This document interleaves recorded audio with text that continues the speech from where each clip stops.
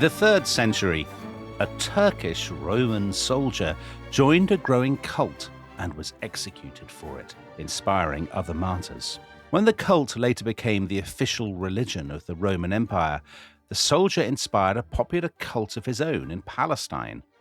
The empire persisted as a religious power structure in Europe and the Middle East, and many churches were dedicated to that Turkish soldier right across the territory of the old empire, from the Levant in the east to Britain in the west. The military cult became associated with orders of knighthood across Europe in the Middle Ages.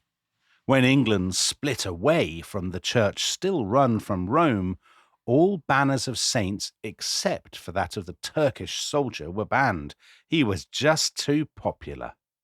At some point, a myth about dragon slayer became attached to that soldier.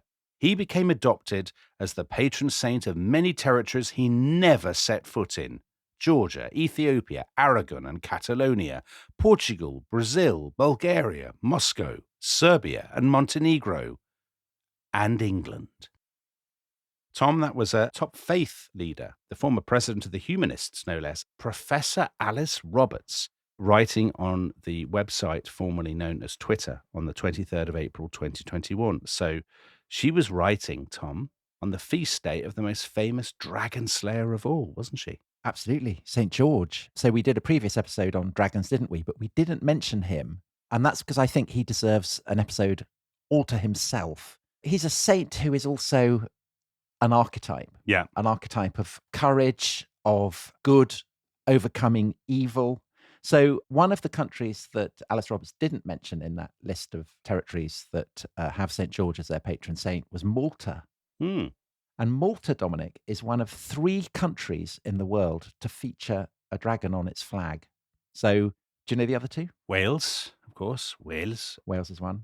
And I'm going to go with somewhere like Bhutan. Correct. Very good. Oh my gosh, was it Bhutan? So you have won the pub quiz. That's excellent. Wow. So people often get those 2, but Malta as well, because the flag of Malta has the George Cross on the top side of it. Of course it does, yeah. And the George Cross, of course, it's the highest honour for courage, isn't it? Yeah. That's awarded to civilians. So for acts of the greatest heroism or for most conspicuous courage in circumstances of extreme danger. And it was famously given to Malta in 1942 to mark its heroism during the siege of it in the Second World War. And it was then incorporated into its flag the following year.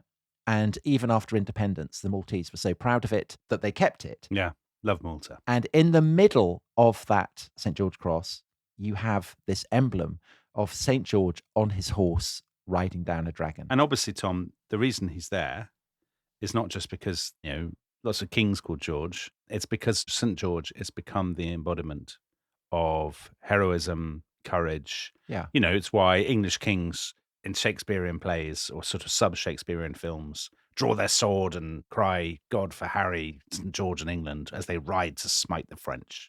Well, Dominic, I mean, you remember we did an episode on the founding of the Order of the Garter. And specifically in the context of the 100 Years' War, the king who's really into St. George is Edward III, who institutes the Order of the Garter in 1344. And he does it on the 23rd of April. Yeah. And there are various saints who are patrons of the order. So there's the Virgin Mary, there's St. Edmund, the king of East Anglia, who got feathered by Viking arrows, and there's Edward the Confessor. But there's no question that St. George is the most important of those patrons. And that's why its badge, you have a garter encircling the arms of St. George, which famously, it's a red cross on a kind of white background. And its very first seal showed Edward III kneeling before St. George, who is clad in the armour of a knight. Inspiring. Very inspiring, Tom. Yeah, absolutely inspiring. And there's no question, I guess, that particularly the figure of George on a horse killing a dragon, I would say is one of the most familiar visual representations of a saint, no matter where. Everyone would recognise that pretty much. Yeah. But I think it's also true to say that if the 23rd of April, St. George's Day, is a celebration of courage and of the triumph of good over evil, it's also very much become a festival of scoffing, one might say. Some people might even say sneering, Tom. Possibly, yes. So on Twitter, every April the 23rd, it's part of the festivities that people go and say he didn't exist and he didn't fight a dragon and so on. Well, the Turkish soldier business. All of that, yes. But the thing is, this is not a recent phenomenon at all. I mean, it has a very, very long history. And so Alice Roberts in that said that St. George was spared being banned in the Reformation. Actually, he wasn't. There were definite moves to get rid of St. George from radical Protestants. Right. Interesting. So, of course, the king who rules over the Reformation at its most radical is Edward VI, Yeah. the son of Henry VIII. And under him, the associations of the Order of the Garter with St. George were explicitly banned. And there's a kind of very humanists on Twitter moment in 1551 at the Great Garter Feast on the 23rd of April is held at Greenwich. And Edward VI, I think very much as though he's having a sneer on Twitter, he asks all the assembled lords of the Garter, "My lords, I pray you, what saint is St. George that we here so honour him?" And then its treasurer answers him by talking about, that he slew the dragon, hurrah. And Edward just collapses into fits of giggling. Yeah. And he says, "Oh, really? Well, show me the sword." So he is playing the skeptic. I always thought there was something deeply insufferable about Edward VI. And I'm glad to have my suspicions confirmed. Yeah, I mean, there was kind of slightly priggish quality to him. Mm. But of course, he is, he's an enthusiastic proponent of the Reformation at its most sceptical of papist mummery, Dominic. Well, he has been awakened, Tom, hasn't he? He's been awakened by the fire of evangelicalism, so he's literally woke. Yes, he has been awakened. And this is why in 1553, which is the year he will die, but he's still around on the 23rd of April, the links of the Garter to St. George are dismissed as obscure, superstitious, and repugnant opinions. Yeah. So radical Protestants, I mean, the whole George killing a dragon thing, they thought that was nonsense. Who would ever have imagined that humanists and radical Protestants would have so much in common? It's a point that's never been made on the Residence history. If only someone could write a book about this. If only. Yeah. But here's the thing. This is what's so intriguing. Mm. The doubts about St. George are not just Protestant, because at the end of the 5th century, Mm-hmm. a pope is said to have worried about exactly the same thing. So Pope Gelasius I, who was pope in the 490s, I mean, he basically said these stories are all mad. And at this point, he wasn't even worrying about the dragon. He was kind of worrying about the most basic stories told about St. George. Right. And he said that they were all bogus, and therefore these are not read in the Holy Church of Rome to deny anyone even the slightest opportunity to sneer at them. So it was as though he was looking forward to social media in the 21st century. Yeah. Actually, as long as St. George has been celebrated, there have been people who've said, we don't know anything about him. The stories that are being told about him are mad. Yeah. Now, it's fair to say that Gelasius is not actually doubting that George existed. Yeah. And he does, well, in this thing that is attributed to him. We'll see whether he actually said it in a minute. But he says that George does rank as one of the saints whose glorious struggles are known better to God than to human beings. But I think it reflects a desire on the part of Christian scholars to kind of winnow out the chaff. It's not just a kind of a Protestant or a humanist thing to imagine that evidence has to be stress tested. Yeah. And that when there are things that are obviously bogus or mad, you should get rid of them. I mean, this is something that has been a theme throughout Christian history. And of course, if you're an anti-clerical kind of person, an anti-Christian person, that doesn't quite fit into your version of Christianity, where Christianity is all mad, superstitious, depraved and whatnot. You can understand why this doesn't get the attention, maybe. It's not as emotionally satisfying for Christianity's critics to say, actually, they are more skeptical than we thought. Well, I mean, Protestants want to sneer at Catholics and humanists want to sneer at Protestants, but I think they're all part of the same tradition, which is what makes it so interesting. Yeah. But obviously, it's much easier to kind of stress test the historicity of a saint in the 21st century or even the 16th century than it was in the Latin West amid the implosion of the Roman Empire. I mean, that's a real challenge. So Gelasius is Pope in Rome at a time when the empire in the West has completely imploded. And how do you work out what sources are reliable? Mm. I mean, it's absolutely telling that actually these opinions that are attributed to Gelasius actually don't seem to have been written by him at all. They were probably, I think most scholars think, written by someone writing in Gaul about 50 years later. Mm. And it's a real problem because, of course, the church is all about the miraculous. I mean, at the heart of Christian teaching is the idea of something that is, by definition, supernatural and fantastical and not merely bounded by the limits of kind of earthly possibility. But at the same time, you don't want things that might seem kind of so miraculous that they seem ridiculous. It's hard to know whether to draw the line, Tom. Yeah, and I think the thing that's fascinating about George, maybe more than any other saint, is that he is the saint who, perhaps more than any other one, becomes a focus for stories that channel a very, very deep need that is kind of running deep in popular opinion. And for that very reason, perhaps, is kind of viewed with suspicion by the intellectual elites, from the 5th century right the way up to the 21st. So let's get to it. In that opening faith leader quote, the 3rd century, a Turkish Roman soldier joined a cult. Can we even get back as far as the 3rd century? I mean, he may well have lived in the 3rd century, but if he did, the stories about him are first told 200 years later, or the sources rather. Yeah, the huge problem is we have no sources that are contemporaneous with a George if he lived. Mm-hmm. And I think that is something that, Catholic writers in late antiquity are aware of and are wrestling. But equally, I think the reason for George's popularity is that he's like a kind of lake into which all kinds of streams of popular stories flow.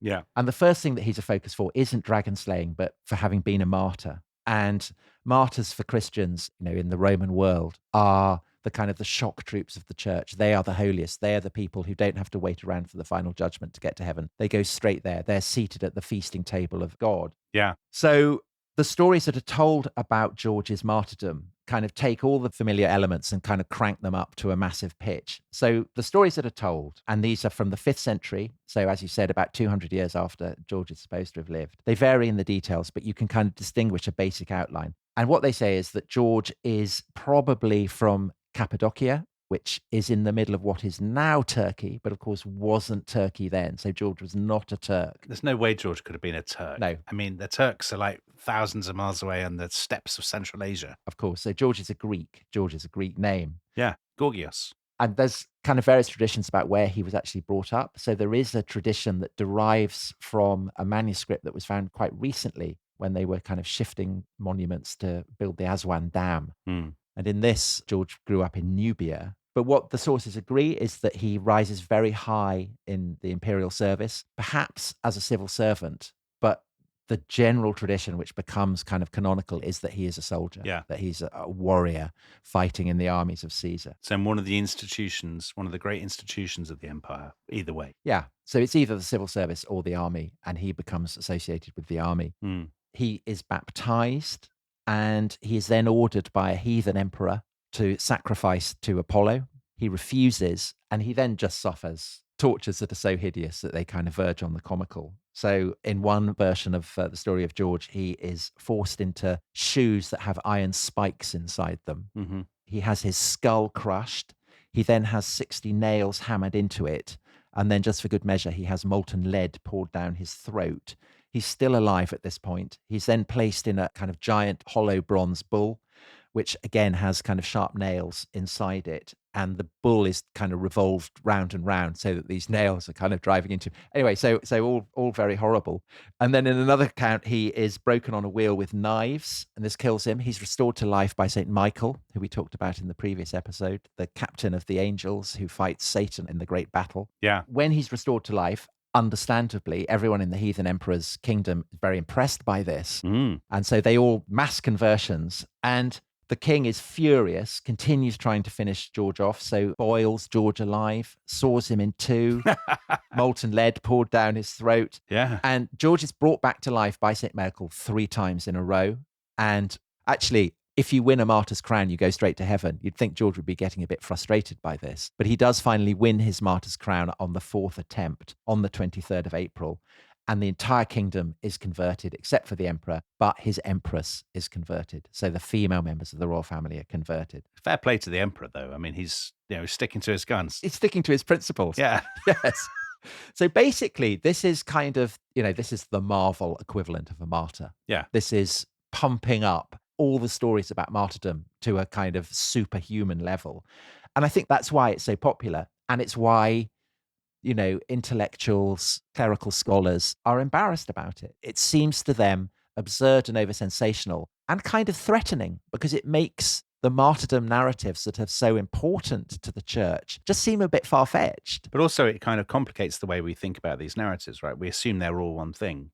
but within the genre, there would perhaps have been as much diversity of quality as there was within, any modern narrative. In other words, there would have been stuff at the highbrow end. Yeah. And this is very much a populist story, the sort of lowbrow, the Dan Brown of martyrdom narratives. Yeah, I think a kind of superhero film, perhaps more. Right. Because for some reason, George has become a figure who attracts these kind of stories. And the more he attracts the stories, the more he becomes the kind of the emblematic martyr. Right. All of which kind of the question hanging over this is, well, did he actually exist? And I think it's impossible to say. But is it not possible to say that a fantastical story like this, merely because it's become fantastical and the versions we have of fantastical, does not mean there are no trace elements? The story must have begun somewhere. Absolutely. Either you believe somebody literally invented it from nowhere, or you believe there was a soldier who converted, and that from that humble beginning, a fantastical story was later created. I think so. And it's kind of widely felt that the likeliest context for George, if he did exist, was the great persecution that's launched against the church by the Emperor Diocletian. We did a whole episode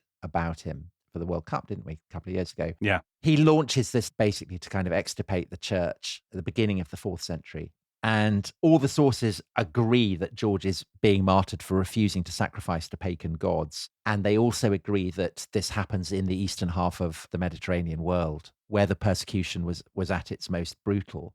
So I would say the likelihood is that he is someone possibly in the imperial service who is martyred in the early 4th century under Diocletian. Yeah. I mean, even that is, it's been disputed. But I would say that's the likeliest. It's a reasonable best guess, right? Yeah.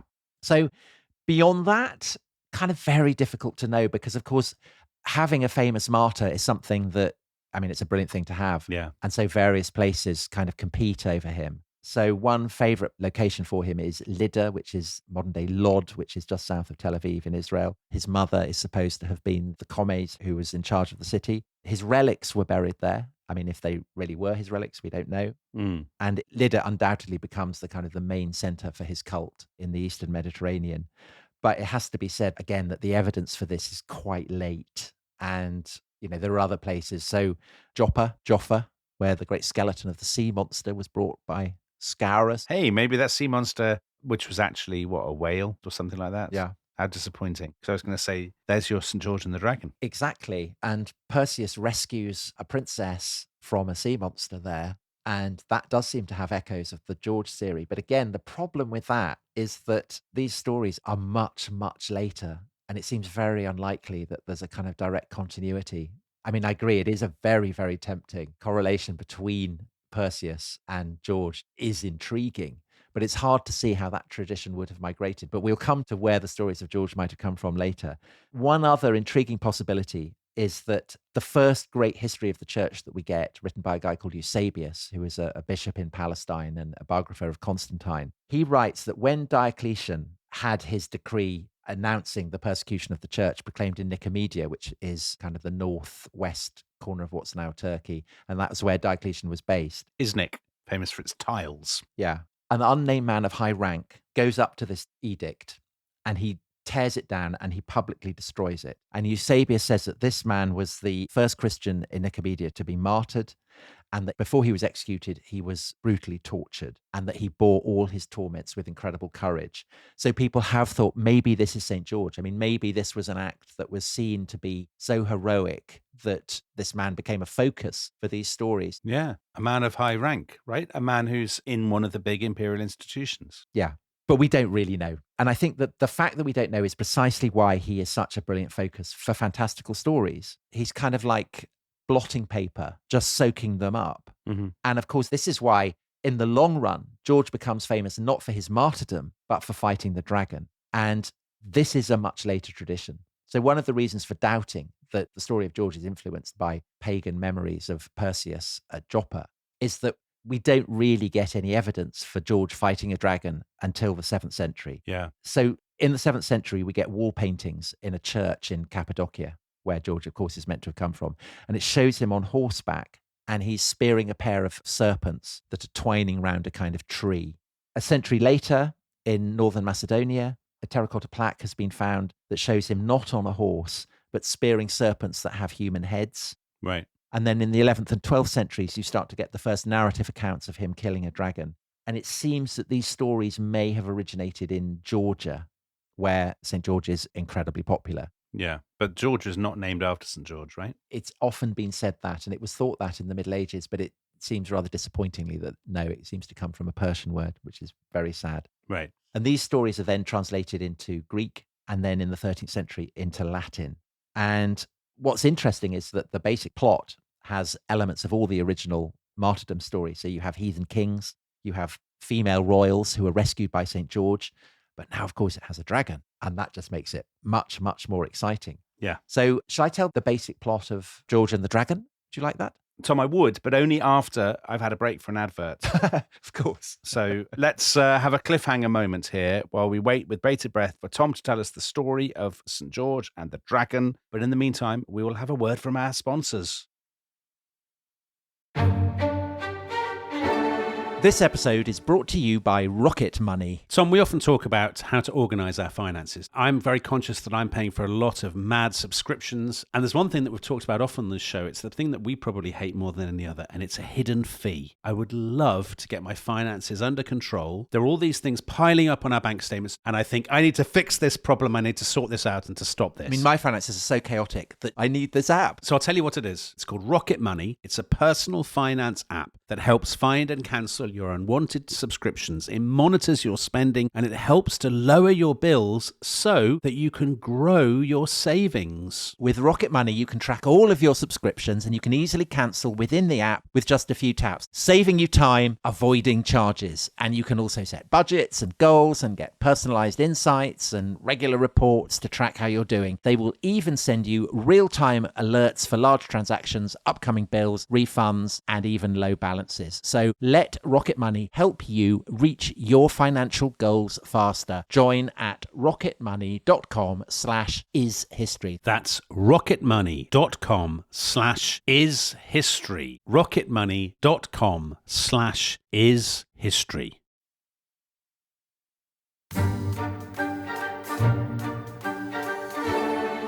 Welcome back to The Rest is History. Tom, I cannot wait to hear what happened between St. George and the dragon. I'm so glad, Dominic. In which case, I will plunge straight in. Yeah, do. So this is basically the earliest version, and it comes from various sources, but they basically agree. Mm-hmm. So there's a pagan king. He refuses to worship the true God. So God sends a dragon to punish him. And this dragon, as dragons do, kind of lurks in a lake and causes general havoc. Yeah. All the subjects of the king are furious that he's brought this on them. And so what the king suggests is that everyone should offer up a child of theirs in sacrifice to try and appease the god who has obviously sent this terrible monster. And every day a child is chosen by lot and sacrificed to the dragon.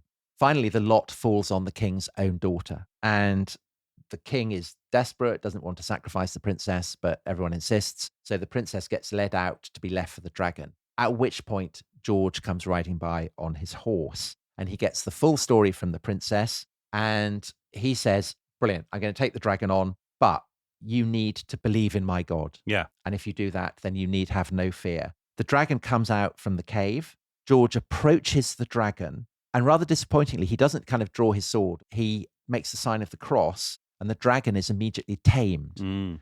And George then takes the girdle of the princess and leashes the dragon with it. And the princess then leads it back into the city. And everyone in the city is terrified at the sight of this dragon coming in. But George says, don't worry, it's all fine. All you've got to do is accept, the true God and everything will be brilliant. And they all accept the true God. They profess their belief in the Trinity. George now draws out his sword, kills the dragon, and everyone in the city is baptized. Well, so that's the basic plot. There's a lot going on there, Tom, but almost all of it is very familiar, right? Just making a note of all those details. I know we're going to go into them in a second, but the dragon by the water source, the lake, the regular offering of a child, the prominence of the king's daughter, the stuff with the girdle, the conversion at the end. I mean, you talked about superhero narratives earlier on. I mean, it's so common to us in 21st century popular culture that a narrative will basically be a composite of elements of existing narratives. And that seems so obviously the case here, doesn't it? Yeah, well, so people who listen to our previous episode will recognize a lot of those elements from the stories of Greek myth. Yeah. And I think that the link between the story of George and those Greek myths. With one exception, it's not direct, but it's mediated by the fact that stories of Christian saints are actually drawing on those stories of Greek myth from very, very early on. Yeah. So actually, there are loads of saints who confront dragons. Most of them are not military. Most of them are kind of doing it by the power of prayer or whatever. The earliest one we have is the late 2nd century AD. I mean, that's incredibly early. It comes in the life of St. Thomas, doubting Thomas, who goes to India, the apostle there. And there's this story in it. He's in India. He discovers a handsome young man who's lying dead. The apostle immediately knows that this must be the work of a dragon. No sooner has he come to this conclusion than out comes the dragon from his cave. And the dragon has a kind of chat with him and says that actually he killed the boy because he had witnessed the boy having sex with a woman. And this woman was one that the dragon had fallen in love with. And what was more, they'd been doing it on the Sabbath. Crikey. So the dragon is saying, I'm perfectly justified in having killed him. Dragon is a jealous Puritan. Yes, but St. Thomas isn't having any of this. And he makes the dragon suck the venom out of the dead boy. And the boy is restored to life. And the dragon has got all this poison. He kind of blows up like a balloon and explodes. And all the venom goes kind of splattering everywhere. And it may not sound much like the story of George, but you can, again, see that there are kind of elements. So you've got a dragon in a lair. He's doing harm to kind of people who are local. The saint arrives. The saint tames and kills the dragon. Yeah. And this is a pattern that is repeated over and over and over again. So I mentioned Daniel Ogden's great book on how the stories of dragons have emerged over the centuries, The Dragon in the West. And he has a list of kind of over 200 of these stories. And the thing is, they're all remarkably similar. You know, they're kind of very conservative, the same pattern over and over again. But this is why George is interesting, because he is a warrior. He's a saint, but he is also a soldier. So, Tom, just going back to that point and thinking about what you were talking about in our previous podcast about the history of dragons, Christian writers in the Roman world, no one has sort of said to them, there's been a massive cultural shift now. And, so the classical legends, It's part of their mental furniture, yeah. it's totally part of their imagination. I mean, they're steeped in that world. They're completely immersed in it. I mean, obviously, it'd be fanciful to think that they wouldn't be telling stories that would be infused with elements of Greek and Roman mythology. So the fighting of the monsters and all that stuff. I mean, I think that's right. Having said that, of course, they are aware that there's been a cultural shift because they have converted or they have been born again. Yeah, but they haven't dumped all their previous furniture, to use your expression. No, absolutely not. But I'm just saying that I think that there is an obvious Christian antecedent for this, which is the figure of St. Michael, who we've mentioned quite a lot already, the captain of heaven, the warrior archangel who fights a dragon. I think that's the kind of the obvious example. And the issue with that is that because he's an archangel, he hasn't left any relics. He doesn't have any bones. Right. Do archangels not have bones? How does that work? No, they're no. They're boneless, like Ramsay MacDonald. They're incorporeal. Right, okay. So that's a source of frustration. Whereas with St. George, if you you model St. George on St. Michael, then you can have all the relics and it's he's more accessible, I guess. So I do think that St. Michael hovers behind these stories. But I agree that, of course, if you live in particularly the Greek-speaking part of the Roman Empire, of course you're going to be familiar with all these stories. And that's why perhaps the story of Perseus and Andromeda informs the stories about saints rescuing princesses or saving women or, even young men, as in the example of St. Thomas. Yeah. And that these then translate into the story of St. George. Well, because just think about how it would work, right? Imagine that you convert to Christianity when you're 20 or whatever. Presumably you're sitting there for the first, let's say, 8-10 years of your life. I know that the stories are not children's stories in the same way that they are perceived as being children's stories today, the Greek myths. But there's no doubt that you would be told a story about Perseus and Andromeda, or Heracles and his labors, or Theseus and, the labyrinth and stuff. I mean, of course you would. They're part of the common currency. It'd be as ubiquitous as the Beatles' music is today. So it would make sense that when you become a Christian, or when you really get into Christianity, your sense of what is, the frameworks for the stories you tell are dictated by not just the Bible, but also the other tradition that is there at the same time. But I think that in the case of George, it's not like he's being modeled on the story of Perseus and Andromeda. I think that the elements of those Greek myths of dragons that live in caves and, heroes fight them. Yeah. That has been kind of mediated and adapted by people who are writing stories of saints who confront dragons. And then the massive innovation with George, sometime around the 6th, 7th, 8th century, is that he is a martial saint. He is a warrior saint. He's a soldier. Right. And so then that just kind of lights the touch paper for reanimating all these kind of traditions and stories. And is that why he is on a horse? Because that is an innovation, right? That previously these people were never on horseback. Yeah, and I think that this is the thing where there might be a direct link between the Greek myth and the figure of George. And it's not a narrative, it's an image, because the image of a saint on a horse is something that does reach back kind of to it's kind of 4th, 5th century perhaps, and it's something that's very popular in Egypt. And you have an unnamed rider who has a halo. His spear on the bottom has a cross, and he is spearing a kind of supine serpent, kind of lying at his feet. Mm. And there is this inscription, "The one God conquers all." And it's clear that this, in turn, derives from the figure of a Greek hero called Bellerophon, who rides the winged horse Pegasus Yeah. and spears a monster called the Chimera, which in the kind of the classical form, it's a kind of compound of a lion, a goat, and a snake. Mm. This is an image that goes all the way back to archaic Greece, 6th, 7th century BC. But we know, it's incredibly popular, even with Christians, because actually there's kind of a mosaic found in Dorset at Hinton St. Mary. It's the famous one that people have probably seen. It's got a kind of beardless mosaic of Christ looking a bit like Apollo. But there's another one that's also in a kind of roundel that shows Bellerophon spearing the Chimera. So this idea of a man on a horse spearing a monster that is a symbol of evil, this is something that Christians seem to have been happy with. And I think that it generates image of a figure on horseback spearing a monster, and that this is why the stories of St. George killing the dragon are so instantaneously popular once he becomes associated with them. And although that image is specific to the Byzantine world, it's an image that emerges from the Greek half of what had been the Roman Empire. But you can also see why, a martial figure on horseback fighting a dragon would have appealed to the knights of Latin Europe in the High Middle Ages. Oh, yeah, of course. Yeah. And I think it's really telling that the cult of St. George starts to take off in Latin Christendom in the 11th century, which is when you start getting knights emerging as the kind of the shock troops of Christendom in the West, and particularly the Normans, actually. Mm. So the Normans, they famously conquer England, but they're also fighting in Sicily, often against the Byzantines.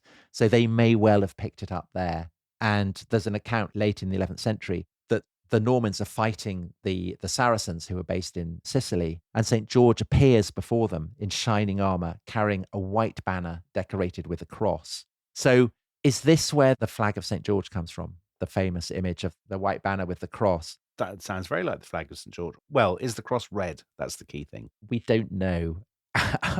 Because the Normans, of course, lots of them go on the First Crusade. Mm. And before the walls of Jerusalem, when they're attempting to storm the city, George is described as appearing to them again. And this time he's described as wearing white armor marked with a red cross. So again, that's kind of intriguing. Is the red cross on a white background? Is there something going on there with the purity of white and red being the blood of Christ or something like that? I suppose so. Yeah. And so it's often claimed that Richard the Lionheart Yeah. picks up on this, and this is how it comes back to England. He's always shown in the flag of St. George on his tunic. But the truth is that actually that's not true. Oh, no.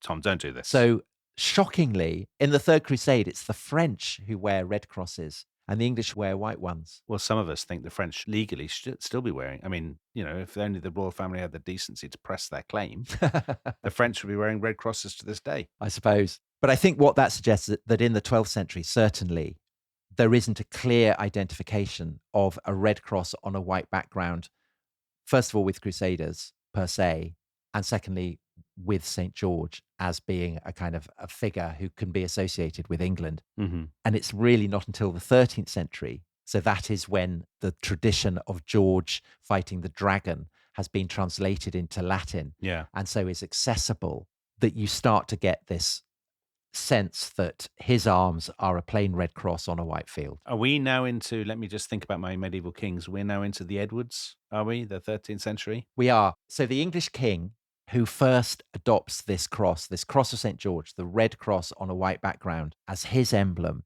is Edward I.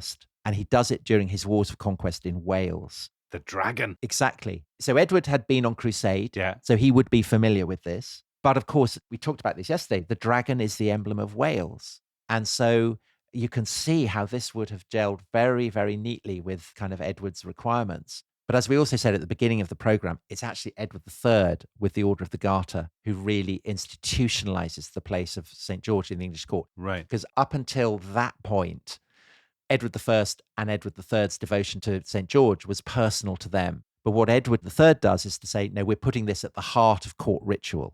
And you can see over the course of the 14th century that this is starting to percolate out. So by 1385, during the reign of Richard II, the English are going off to fight against the Scots. And the ordinances of war that are issued for that campaign command that everyone in the English army should wear the cross of St. George, and that if any Scot is found wearing it, then he's to be put to death immediately. Right. And I think that that suggests that you're starting to see a kind of wave of popular enthusiasm for it, partly because the story is so good. I mean, it's kind of very dramatic. And also, amazingly, because people do still think dragons are real things. Yeah. So a decade later, in 1395, there are reports that a fierce dragon is terrorizing large parts of England. I mean, it's amazing.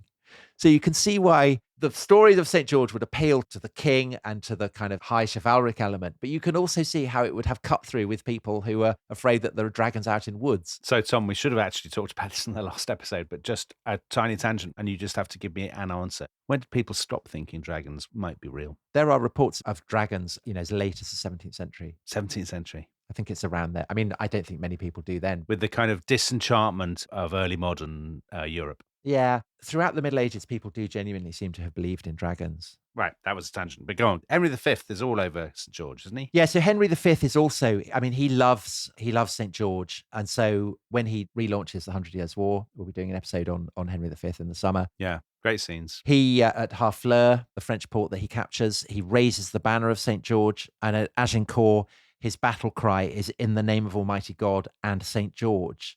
And this consolidates a view that if you're a successful warrior king, then you have St. George on your side. So you've got Edward I who conquered Wales, you've got Edward III who's a massive lad, and you've got Henry V who won the Battle of Agincourt. Against that, Edward II, who was useless, Richard II, who was useless, and Henry VI, who was useless. None of them had any time for St. George. No coincidence. And so I think you start to get an idea bedding down that if you are a successful warrior king, then you back St. George. And if you're a wuss, you don't. So then we get into the Tudors. Now, interestingly, the Tudors are kind of having their cake and eating it, aren't they? Because they do fly the dragon, because famously, Henry Tudor lands at Milford Haven in Wales. He marches through Wales. He tries to actually mobilize a sense of Welshness by flying his dragon and all of that kind of thing. But basically, they want to lay claim to both parts of the picture. They do. The dragon and the... of course. And the soldier. Yeah, they do. And I mean, Henry VII is, he's got his dragons everywhere. And also, of course, he's famously mean. I mean, he never likes spending money on anything. And so understandably, his treasurer assumes, well, I better cut back on the Garter celebrations on the 23rd of April. And Henry's furious about this. He says, no, this is the one thing that we have to spend money on. It's really, really important. St. George is the patron of England. Right. And Henry VII is actually so devoted to George that in 1505, he obtains the saint's shin bone from the King of France. So that's real commitment. Yeah. And so it's not surprising then that Henry VIII, who loves his tournaments, who loves his flags, who loves his chivalry. He does. I mean, he's a huge St. George fan. And he actually has an image of St. George kind of engraved on his armor. He's the first English king to mint a coin with an image of St. George on it. And this is very well known internationally. So it's not just in England that St. George is coming to be seen as somehow the particular guardian. This is also something that is starting to get international currency. So in 1526, there's a pageant in Rome, and Henry is portrayed as St. George. Now, of course, we know what's coming. Yeah. So the Reformation is coming.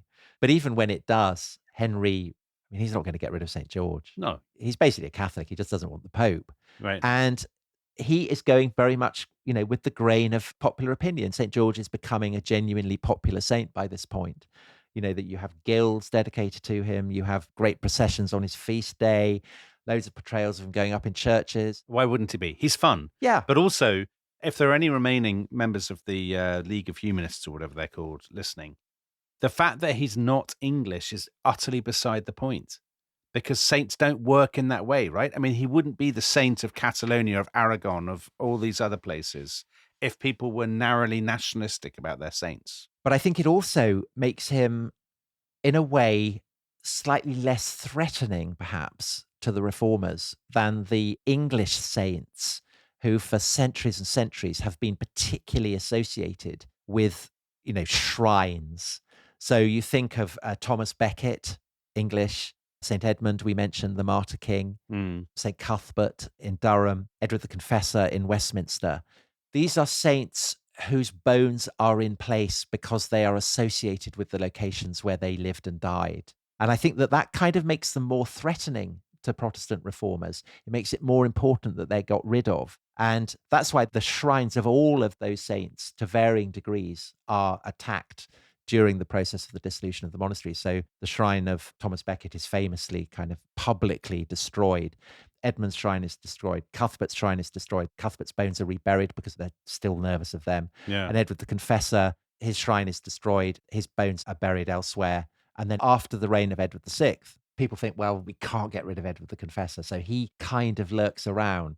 But with George, it's kind of different. The very unreliability of the traditions that everyone had told about him, Yeah. all the stuff that had made Edward VI laugh actually makes him perfectly suited to the kind of the settlement that Elizabeth presides over, where you have a Protestant church, but with kind of Catholic garnishing. So here's the interesting thing, that these people were real. Edward the Confessor, or Thomas Becket, let's say. Thomas Becket was a real person. And so the existence of his cult and the existence of his bones or whatever, to a reformer is an affront because they would say, we know he was a real person. He's a historic figure. Of course he doesn't have miraculous powers. That's all total tosh. Yeah. And of course, he's an affront to the king. Yeah. Because Thomas Becket was killed on orders of a king. But with George, the very fact that he's fun, that he's a superhero, that it's a great grey area whether it exists or not, means that if you're a reformer, he's not so insulting because at some point you just say, come on, he's a bit of a laugh. He's an inspirational story. No one's making great claims. I suppose his shin bone is a bit of a problem. What happened to his shin bone? Yeah, I'm sure that must have been destroyed. But I agree. I think his kind of semi-fictional character makes him perfectly suited to not just the church, but actually the broad popular culture of the Elizabethan age. So the famous example of this is the Fairy Queen, the great epic written by Edmund Spenser, which opens with St. George, who Spenser calls the Red Cross Knight. And he is commissioned by the Fairy Queen, Gloriana, so aka Elizabeth I, to go out and perform various deeds of chivalry, including killing a dragon. So he's clearly St. George. And he is charged with looking after the beautiful and virtuous Una, who is clearly meant to be an allegory for the Church of England. Yeah. And the dragon that the Red Cross Knight kills is Catholicism. Yeah. So, I mean, it's intriguing. St. George is, if you are a stern, strict, puritanical, finger-wagging, hot Protestant, St. George is the worst kind of invented saint. But it still doesn't stop him being cast as the defender of Protestantism against Catholicism. So he's incredibly flexible. You can kind of make of him what you want. Is it also easy to make him a foe of Catholicism or champion of Protestantism because he's sufficiently far east, as it were, that he's not too deeply implicated with the papacy? If he is from what is now, Israel, or he is from what is now Turkey, he's kind of not tainted by Romishness. Yeah, and I think the kind of the locations of his battles are in a kind of fantasy land. Yeah. So if you think of the famous paintings of him, the cello painting or whatever, these aren't real places. These are the dimensions of fairy tale and myth. Yeah. And that in turn means that actually, if you want to, you can situate St. George's birthplace any place you want. So there's a guy writing under Elizabeth in the 1590s called Richard Johnson, who writes a book called The Seven Champions of Christendom, which are various countries' patron saints. But St. George is the first one, and he is the dominant figure in this book. And you'll be delighted to know, Dominic, that he is born in the Midlands. Son of Coventry. Yeah. So actually, he wasn't born in Cappadocia, he was born in Coventry. I think that's very plausible. Yeah, I like that. And of course, the other reason why I think St. George gets cemented in as the patron saint of England in the Elizabethan period and isn't jettisoned over the centuries that follow is that the 23rd of April, his Saint's Day, is also the day on which Shakespeare supposedly is born and dies. Yeah. So perfect. England's national poet. Perfect synergy. Yeah. And I think that, that's why St. George works as a patron saint, actually. I mean, the fictional quality of him is absolutely the point. Yeah. Celebrations of national identity or patriotism in England tend to be associated with either great royal spectacles, in which actually St. George doesn't really play any part at all because it's all about the history of the institution, or sport. And it makes sense to have somebody who perhaps didn't exist, who is occupying a sort of slightly grey, fantastical area. I mean, if Thomas Becket or Edward the Confessor was our national saint, they would have been cancelled for some historic offence, wouldn't they, 10 or 20 years ago? Yeah, I mean, I think Becket or Edward the Confessor, I mean, it would revolve around the royal family again. It would revolve around England's relationship to the crown. Right. And I think, although, of course, St. George has always been associated with royalty, it's because of royal patronage that George comes to take on the status that he does in the English imagination. He's not dependent on it. Hmm. And I think that the very fact that his story can be rewritten and retold in so many ways makes him very, very flexible. So, sure, he has been adopted by the far right, but he's also a very ironic figure. The people who are dressing up in, chainmail to go to football matches, Yeah, they're doing it in a mood of almost self-mockery. totally they are. Yeah, it's fun. There's no political significance to that. Anyone who thinks there's a political significance to wearing a crusader outfit to go and watch England play Slovenia or something is demented as far as I'm concerned. But I mean, obviously, there is a kind of slight element of an issue with the fact that he's associated with crusading. So you could imagine that Muslims in England might feel slightly uncomfortable with having a patron saint like that for their country. But he's not a crusader, though. He's not a crusader. Yeah. But more than that, he was highly venerated by Muslims. Okay, perfect. So Al-Tabari was a massive fan. He told, the martyrdom story and kind of hyped it up even more. Yeah. So actually, St. George is, one of the few Christian saints who historically was highly venerated by Muslims. So I think he's a very flexible figure. Yeah. And although, I've gone on record, I'm not going to deny it, I'd love to see St. Cuthbert as England's national saint. Tom, they're not going to win that one. Give up. No, I know I'm not. I do think that people shouldn't take it too seriously. What do you think about the sort of social media crazed humanist professors dissing St. George? Well, I think it's all part of a broad tradition. Again, let everybody enjoy it whichever way they want. And of course, the irony is that, as you so often say, Tom, I'm going to say it for you because I know your methods. They are merely representing one wing of Christianity, aren't they? Absolutely. Well, it's lovely to see presence of humanists following a great papal tradition. Yeah, very good. All right. So I think we can safely say St. George is definitely a friend of the show. I think so. Yeah. And maybe the dragon as well. Yeah. We're like the Tudors in that regard. We're very like We the are. Tudors. Yeah. We're basically Henry VII and Henry VIII, and I'll leave you to work out which. Yeah. Right. Tom, thank you very much for that. That was a forensic tour de force. Thank you, Dominic. Always a pleasure. We will be back next week with something very different. I don't know what it is. I'm sure it'll be amazing. So we'll see you then. Thank you very much, Tom, and goodbye. Bye-bye.